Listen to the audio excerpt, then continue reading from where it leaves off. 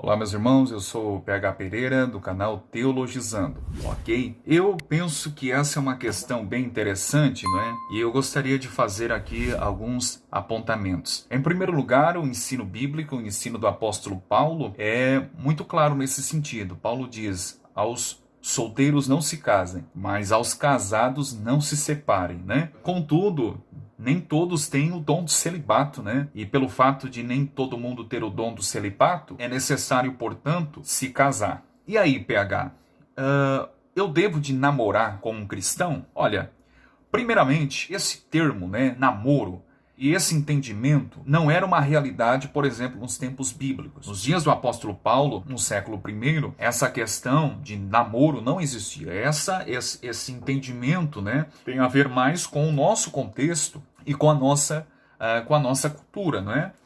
Todavia, nos dias de Paulo, nos tempos bíblicos, não havia, né? Mas eu entendo que a Bíblia, ela não é muito clara nesse sentido. Por quê? Porque o conceito de namoro, na verdade, não existia, né? Mas eu penso que a Bíblia lança fachos de luz sobre essa questão. E eu entendo perfeitamente que sim, é necessário que alguém namore com uma pessoa cristã. Esse é o primeiro ponto. Um detalhe interessante é que você não deve namorar alguém apenas por namorar. Esse é eu creio, né? Abrindo um parênteses aqui, eu creio que eu estou falando com cristãos aqui no meu canal. Então, se você é cristão, você já sabe o que eu vou falar. Talvez vai chocar, o que eu vou argumentar aqui vai chocar, talvez, aqueles que não são cristãos, mas os que são cristãos sabem disso perfeitamente. Você não deve namorar alguém apenas por namorar. Esse entendimento é um entendimento mundano. Eu vou namorar 2 anos, né? Vamos ver se vai dar certo. Se não der certo, a gente larga, termina, eu vou partir para outra, né? Isso é coisa de mundano, tá bom? Não se harmoniza com o caráter cristão. Então você deve de namorar alguém com o sonho, com a aspiração de se casar, tá bom? Esse é o primeiro ponto. Se você está namorando uma moça, rapaz, né? E você não tem nenhum desejo e o projeto de constituir família, filhos, pare de namorar, tá bom? Porque crente, ele namora para casar. É necessário que você namore com uma moça cristã, ou com um moço cristão, né? O Martinho Lutero dizia que é possível, sim, e ele entendia aqui no texto da primeira carta aos Coríntios, capítulo 7, versos de números 12 e 13, que o cônjuge descrente é santificado pelo cônjuge crente. Lutero argumentava que, sim, é possível casar com um descrente, é possível casar com um não cristão. Mas eu penso que foi um equívoco da parte de Lutero, pois o texto não está abrindo assim uma exceção para eu namorar com um não cristão e casar também com um não cristão. O texto está indicando que quando um dos cônjuges conheceu o evangelho, né, ambos não eram crentes, ambos não conheciam a verdade, mas um dos cônjuges conheceu de fato o evangelho, e desta forma, então, a recomendação paulina é a seguinte: não deixe esse cônjuge descrente. Se ele, porém, se apartar, Paulo diz aqui, no verso de número 15, né, que fique sem casar. Ou seja, a atitude de se separar sempre vai partir do descrente e nunca do crente. Mas percebe que o texto não está indicando que é possível casar-se com o não crente. O texto está falando em um outro contexto, alguém que conheceu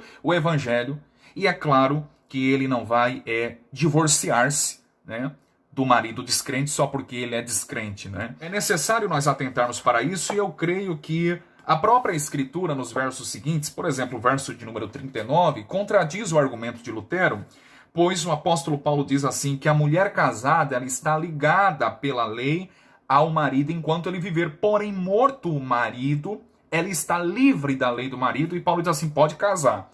Mas Paulo coloca uma condiçãozinha aqui e ele diz assim, contanto que seja no Senhor. Note, é aqui que entra o meu embasamento. Paulo diz assim, olha, pode casar, contanto que seja no Senhor. Percebe que é um pensamento coerente? Se uma viúva, ela pode casar, mas tem que ser com crente, é isso que Paulo está dizendo?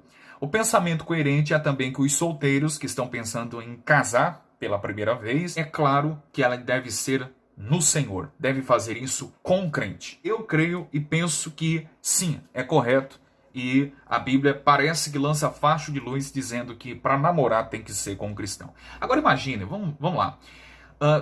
Se você está namorando com um não cristão ou com uma não cristã, como é que se vai fazer, por exemplo, na criação dos filhos? Aí você se casa, digamos que você casou-se com uma espírita. Conceitos doutrinários totalmente antagônicos aos dos cristãos de fato verdadeiros, né? Espiritismo tem nada a ver com cristãos ou com cristianismo. Como é que se faz isso na criação dos filhos? E aí você, como pai, como marido, vai querer ensinar o seu filho, é desse jeito que a Escritura ensina, meu filho ou minha filha, mas vem a sua esposa, que no nosso exemplo aqui, né, é uma espírita e quer ensinar de outro modo. Então, como é que fica essa questão? Vai trazer problemas na educação e na criação dos filhos. Um outro ponto interessante, antes mesmo de se casar, digamos que você está namorando com uma não cristã.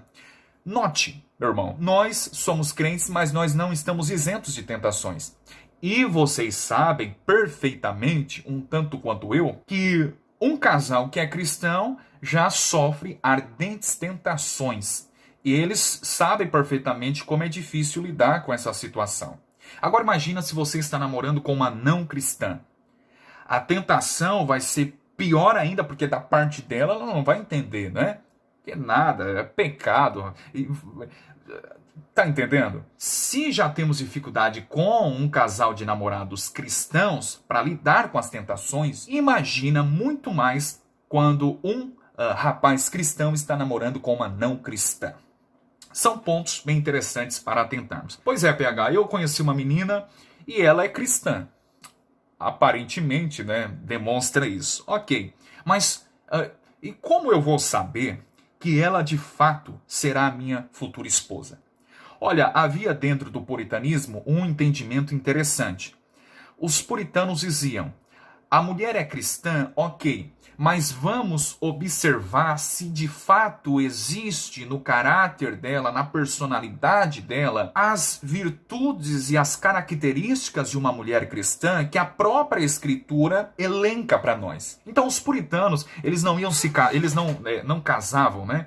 Não olhavam, antes de se casar, eles não olhavam para a moça e esperavam dar aquele friozinho na barriga. Não, os puritanos não esperavam isso.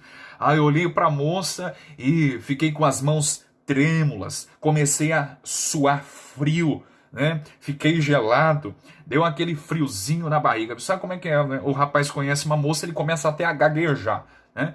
Ele tá louco de paixão, porque esse é o sentido, né, da palavra paixão, passion, né, do latim, que traz a ideia de sofrimento. Paixão significa sofrimento. Então alguém que está apaixonado de verdade, ele sofre.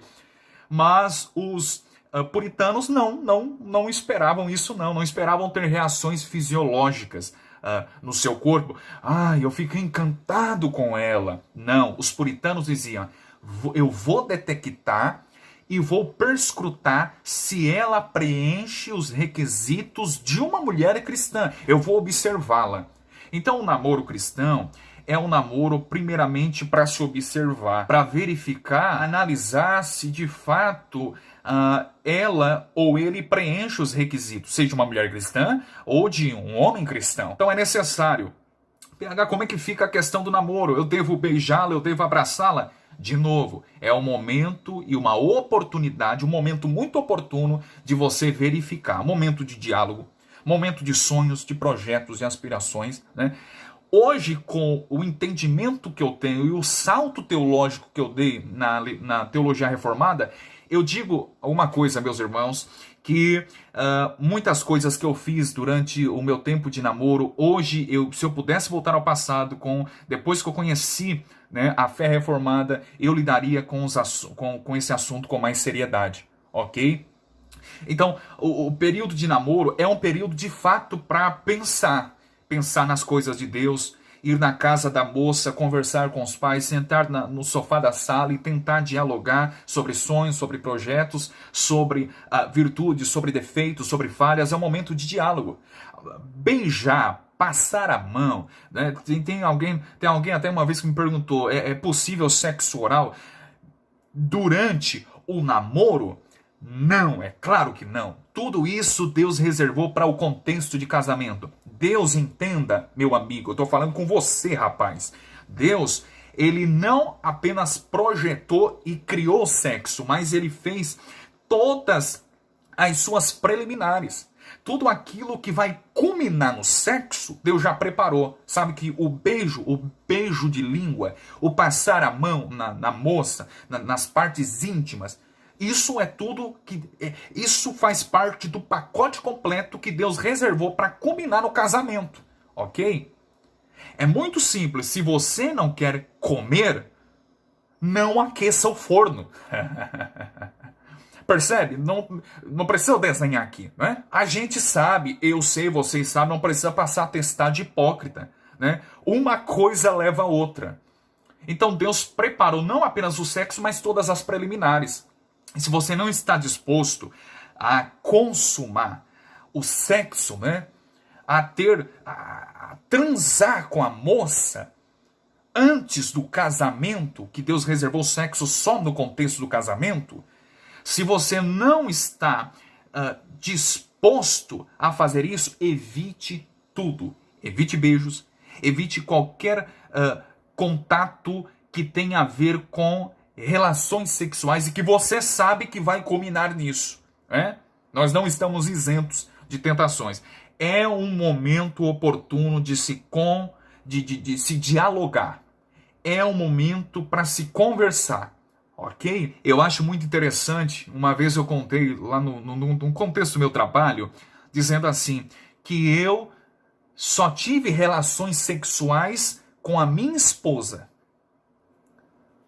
Eu argumentei dizendo assim, para os rapazes ali, para os colegas, né? E eles acabaram dando risadas, né? Ímpio é ímpio, né? A gente não espera nada de um ímpio.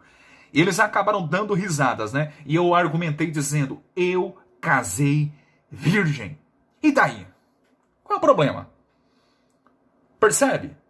Não tem coisa melhor do que isso, de reservar-se para o seu cônjuge. E eu lembro que na lua de mel, antes da gente consumar a relação, eu chamei a minha esposa, porque eu sou sacerdote do lar. Entenda, você é sacerdote do lar.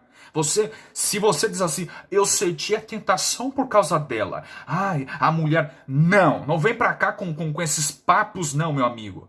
Ok? A palavra sedução significa eu conduzo. Quando você se deixa ser conduzido por a sua namorada, isso demonstra que você não exerce papel de liderança. Você é um frouxo, você é um covarde. Ok? Isso serve para homem casado também, envolvido em adultérios. É claro, todo homem é falível. Mas o problema é que eles culpam a mulher, culpam a moça, culpam a amante. Foi por causa dela. E todo mundo cai em cima, quebra o pau sempre na mulher, não é? E o vagabundo é passado a mão na cabeça. Eu cedi à tentação. Não, você cedeu à tentação porque é frouxo. Porque Deus te deu o papel de cabeça e de liderança. Então, antes de consumar a relação, eu lembro-me como até hoje, como se fosse hoje, que nós dobramos os joelhos na beira da cama do hotel. Eu chamei a minha esposa, porque sou sacerdote do lar, e disse, vamos orar para Deus abençoar o nosso matrimônio. Nós dobramos os joelhos e oramos na beira da cama do hotel. As pessoas, algumas dão risadas, mas isso é ser cristão bíblico. Não espere, meus irmãos, você se casar para ser feliz. Esse entendimento é um entendimento de pessoas não cristãs. Eu vou casar para ser feliz. Significa dizer que não existe uma verdade suprema, absoluta, plena dentro de si. Se você pensa que é a circunstância que vai fazê-lo feliz, permita-me desapontá-lo, porque você vai ficar frustrado. Lembre-se que você está casando com alguém pecador e depravado. E pecadores e depravados nos desapontam, ok? Você está casando com um pecador e ele vai desapontá-lo. Muito em breve, mais cedo ou mais tarde, ele vai mostrar as garrinhas, tá bom? Eu vou casar para ser feliz. Não! A alegria, a felicidade suprema só se encontra em Jesus. ok? Se você pensa que a partir do momento quando conheceu o cônjuge, né, o meu príncipe encantado, e vai suprir, vai preencher essa lacuna e esse vazio de tristeza, pode ter certeza que a sua felicidade não é Jesus. Felicidade suprema, absoluta e plena, só um crente pode desfrutá-la somente em Cristo, ok? E não é a circunstância que vai preencher essa lacuna e esse vazio de tristeza. Tá bom, meus irmãos? Eu espero de alguma forma tê-los ajudado. Abraço.